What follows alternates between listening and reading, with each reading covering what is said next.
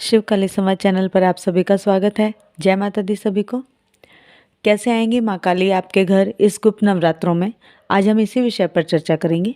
अगर मेरे चैनल पर नए हैं तो चैनल को सब्सक्राइब करें, मुझे मेरे अदर इंटरनेट सोर्सेज पर भी फॉलो करें। जो बच्चे मुझसे बात करना चाहते हैं अध्यात्म से संबंधित या घर की किसी परेशानी से संबंधित, वो बच्चे QR कोड से 251 रुपये पे करके मुझसे बात कर सकते हैं। समय रहेगा 2 से 4 के मध्य का।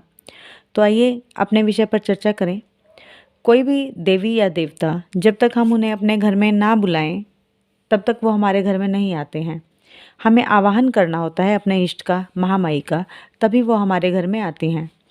कोई भी देवी या देव आप चाहे 56 भोग उनके सामने रख दो, परंतु जब तक आप उनसे आग्रह नहीं करेंगे तब तक वो भोग स्वीकार नहीं करेंगे। परंतु यदि आप प्रेम से उनका आवाहन कर रहे हो तो चाहे रूखा सूखा भोजन ही क्यों ना हो, वह भी प्रभु बड़े चाव से भोग लगाएंगे। आवाहन बहुत ही आवश्यक है महामाई का। यदि आप अपने घर में माँ को बुलाना चाह रहे हैं तो आवाहन के द्वारा ही आपके घर के मंदिर में विराजित विग्रह में महामाई आकर विराजित होती हैं और आप पर और आपके परिवार पर अपनी कृपा करती हैं।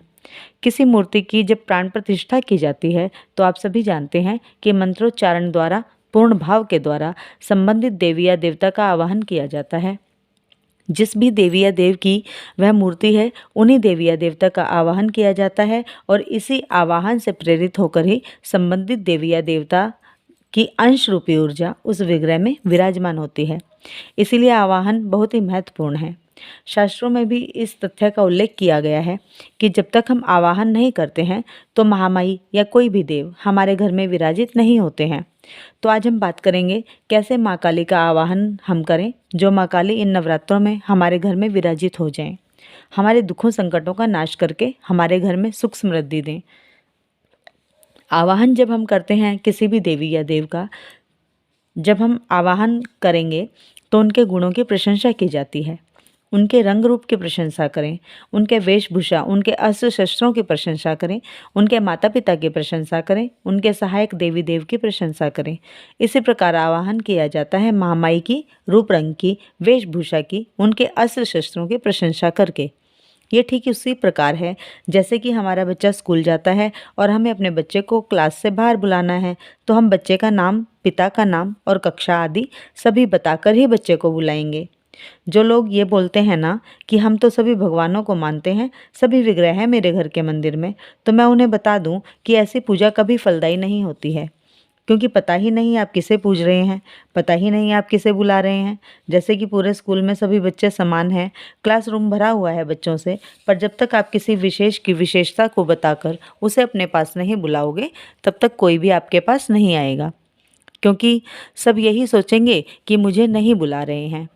इसीलिए कभी भी जब पूजा करें तो इष्ट एक ही रखें, जब भी एक ही देवता की पूजा करें, एक ही ज्योत जलाएं, एक का ही आवाहन करें, ताकि फिर वही आकर विराजित भी हों और आपके पुकारने पर आएं भी, क्योंकि एक के साथ ही सब आ जाते हैं। कहते भी हैं ना कि एक साधे सब सधें, सब साधें सब जाएं।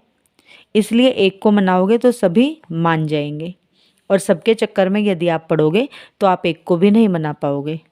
तो माता काली का आवाहन करने के लिए हमें माँ के रूप गुणों की प्रशंसा इस प्रकार करनी है। मैं बताती हूँ आपको।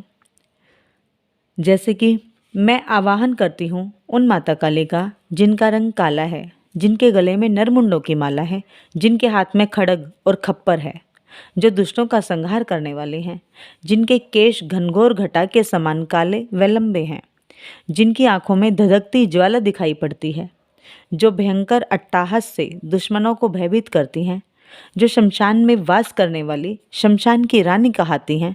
मैं उन माता माँ काली का आवाहन करती हूँ। मैं आवाहन करती हूँ उन माँ काली का जो शरणागत वत्सला हैं, जो ममतामयी माँ हैं, जो करुणामयी कल्याणी हैं। मैं आवाहन करती हूँ उन माँ काली का जो महाकाल के साथ चलने वाली हैं, जिनकी सेवा में 64 योगिनी और 56 भैरव सदैव मस्तक रहते हैं। मैं आवाहन करती हूँ उन माँ काली का जो दुष्टों का संहार और भक्तों को अभय दान देने वाली हैं।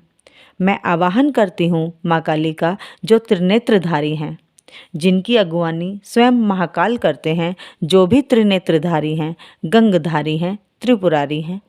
मैं आवाहन करती हूँ उन माँ महाकाली का जो स्वयं महाकाल की अर्धांगिनी हैं, जिन महाकाल के चरण स्वयं गंगा पखारती हैं।